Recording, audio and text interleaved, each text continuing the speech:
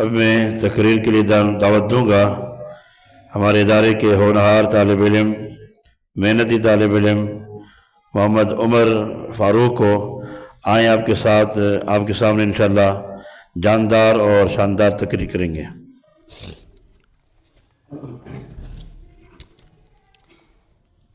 السلام علیکم ورحمۃ اللہ وبرکاتہ۔ الحمدللہ رب العالمین والعاقبۃ للمتقین والصلاۃ والسلام علی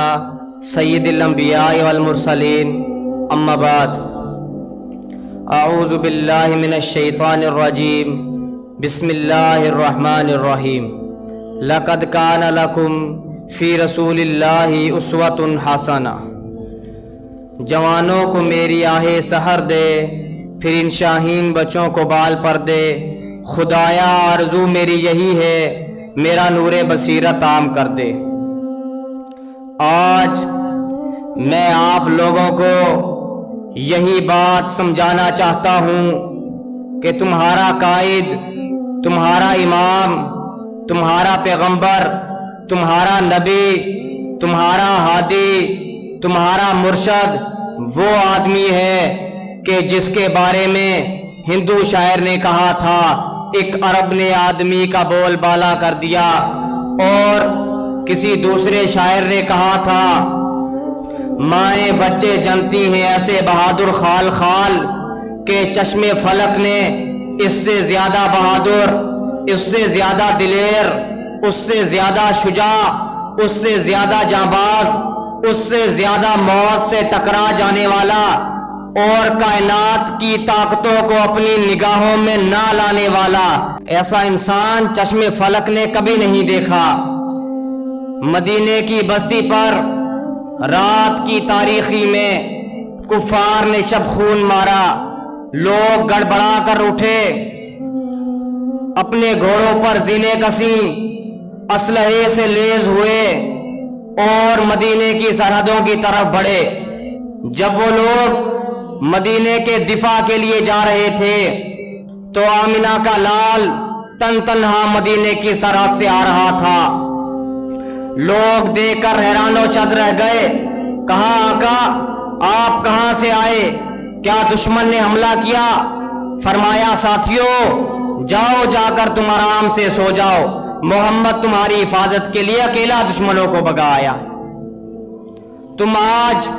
اس بہادر نبی کی امت ہو، تم اس شجاع نبی کے ماننے والے ہو، اور آج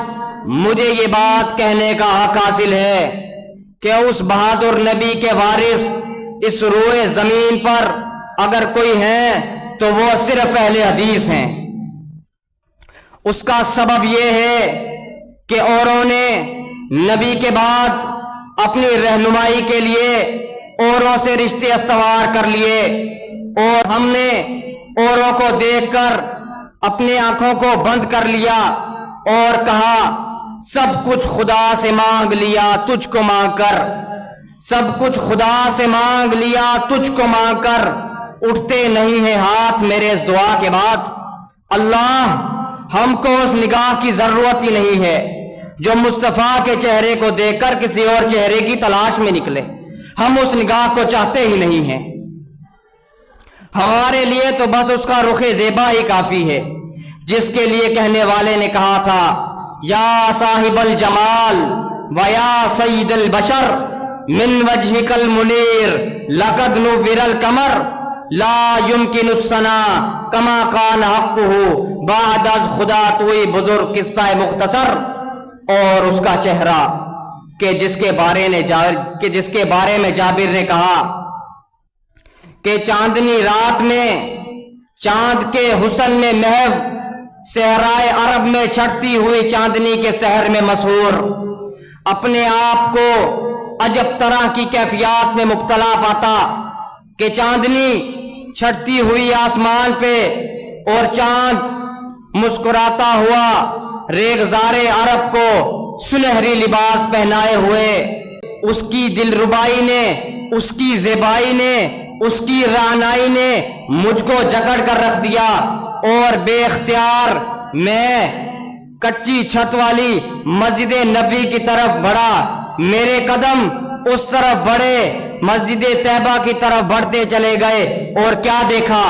دیکھا کہ صحن مسجد میں آمینہ کا لال سرخ رنگ کی چادر اوڑھی ہوئی ہے، اور چہرہ من وجہک المنیر، چہرہ دیکھتا رہ گیا، اور ایک طرف آسمان کے چاند کی طرف نگاہ اٹھی، پھر پلٹی، آمینہ کے لال پر پڑی، اور بے اختیار ہو کر میں نے کہا آقا چاند کو بھی اگر حسن ملا ہے تو تیرے چہرے پر انوار سے ملا ہے۔ ہم نے اس کا چہرہ دیکھا ہے کہ جس کے بارے میں حسان نے کہا تھا احسن من کلم ترقت عینی واجمال من کلم طالد النساء خلقت مبرئا من کل عیب کانک قد خلقت کما تشاء۔ آقا میں تیرے چہرے کے بارے میں کیا کہوں، ایسا معلوم ہوتا ہے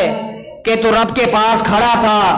اور کہہ رہا تھا اللہ مجھے ایسا بناتا چلا جا، تو کہتا چلا گیا، رب بناتا چلا گیا۔